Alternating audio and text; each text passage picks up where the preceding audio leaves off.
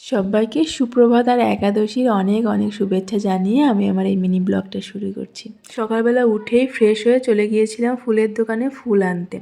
এখন ঠান্ডা পড়ে গিয়েছে, এই জন্য বাড়ির সামনে যে একটা গাছ আছে টগর ফুলের গাছ, সেখানে আর খুব একটা বেশি ফুল ফোটে না। এমনিতেই আমি অনেকটা বেলায় ফুল আনতে যেতাম, কিন্তু এখন দেখছি একদমই ফুল ফুটছে না। আর বাড়িতে এসে দেখি ইনি এনার মতো চা করে খেয়ে নিয়েছে। আমি তো আর গোপাল পুজো না করে চা খাই না, এই জন্য চটজলদি সকালের কাজগুলো সেরে স্নান করে চলে এসেছিলাম ঠাকুর ঘরে। আজকে গোপালকে মনে হলো একটু অন্যরকমভাবে স্নান করায়, তাই ফুলের দোকানে দেখলাম এই গোলাপ ফুলের কুচো পাপড়িগুলো এমনি এমনি বিক্রি করছিল, তাই আমি ওটা নিয়ে এসেছি এই গোপালকে স্নান করানোর জন্যই আর ওই তাম্রকুণ্ডটা সাজানোর জন্য। তো স্নান করানোর পর আজকে মনে হলো এই ড্রেসটা পরাই, কি অপূর্ব লাগছে তাই না আমার গোপীনাথকে। আর ড্রেসের সঙ্গে ম্যাচিং করে এই জুয়েলারিগুলোও পরিয়ে দিয়েছি, যেন একদম রাজকুমারের মতো লাগছে।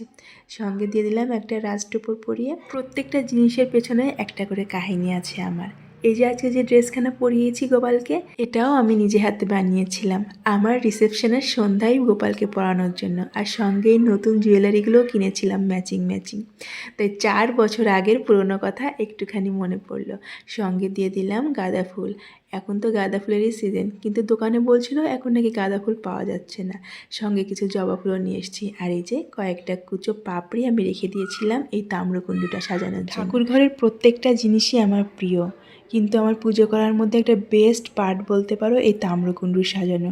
প্রত্যেক দিন নতুন নতুন ফুল দিয়ে সাজাতে আমার এটা বেশ ভালো লাগে। প্রত্যেক দিনের মতো আজকেও আমি গোপীনাথের দিক থেকে চোখ ফেরাতে পারছি না, না জানি আমারই না নজর লেগে যায় আমার গোপীনাথের। আমি মাঝে মাঝে কাজ করি আর আমার মনে হয় যাই একটু গোপীনাথকে দেখে আসি, আমার পাখিকে দেখে আসি। তোমাদেরও কেমন হয়? ওদিকে পুজো করা কমপ্লিট, সারা বাড়িতে ধুনো দেখিয়ে এসে এদিকে এসেছি তুলসী তলায় জল ঢালতে। এই তুলসী গাছটা আমি কদিন আগে লাগিয়েছি, ওই 3-4 দিন হবে হয়তো। প্রথমে ভেবেছিলাম হয়তো বাঁচাতে পারবো না, এখন দেখছি 2-1টা পাতা সতেজ হয়ে উঠেছে, একটুখানি ভালো লাগলো। ওদিকে নয়নতারা গাছে 2টো ফুলও ফুটেছে, পুজো করার সময় তুলতে ভুলে গিয়েছি। আর একদম পুজোর শেষে গোপীনাথের 2টো ড্রেস ধুয়ে দিয়েছিলাম, সেগুলোই মেলে দিচ্ছি। ক্লিপ না লাগালে এই ছোট্ট ছোট্ট গোপীনাথের ড্রেসগুলো হাওয়ায় উড়ে যেতে পারে, তাই মনে করে ক্লিপটাও লাগিয়ে দিলাম।